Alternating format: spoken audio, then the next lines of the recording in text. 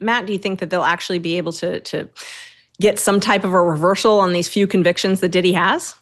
No, I don't think they will. I don't either. But this is, people have to remember we have a separation of powers. And essentially, when you have a law, like Dave just pointed out, it's been updated multiple times. It's over 100 years old. Whatever the sources were, it's used a lot still, right or wrong. And it's not really a judge's job to bless it or not bless it. It's really, that's more a function of the appeals court, potentially.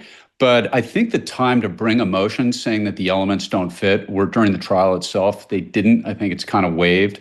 And I was kind of surprised today that we even saw the judge taken under submission. I don't see anything happening. I've been wrong before. I think the defense did a very good job during the trial itself on this. But I think they're going through the motions at this point. I'd be shocked if the judge actually granted this.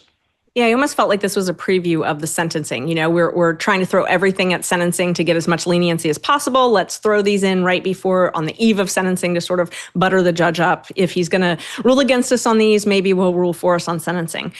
So let's talk a little bit about sentencing. They filed, I think it was a 192-page sentencing motion.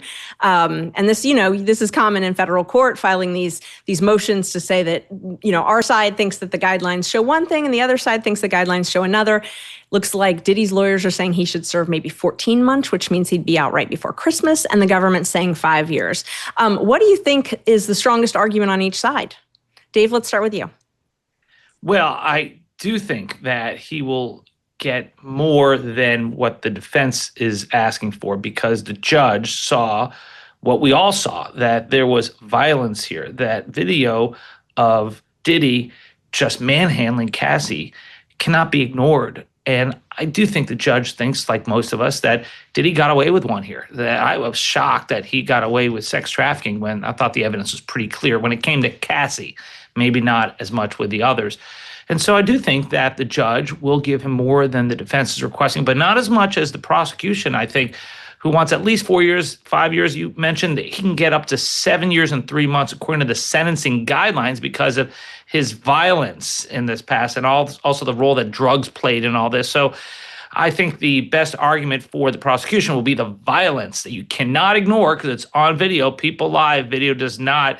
And I think the best argument for the defense would be that these are just the least of the charges. These are prostitution charges, and they should not be used to put someone in prison as a makeup for the larger crimes that he was convicted of.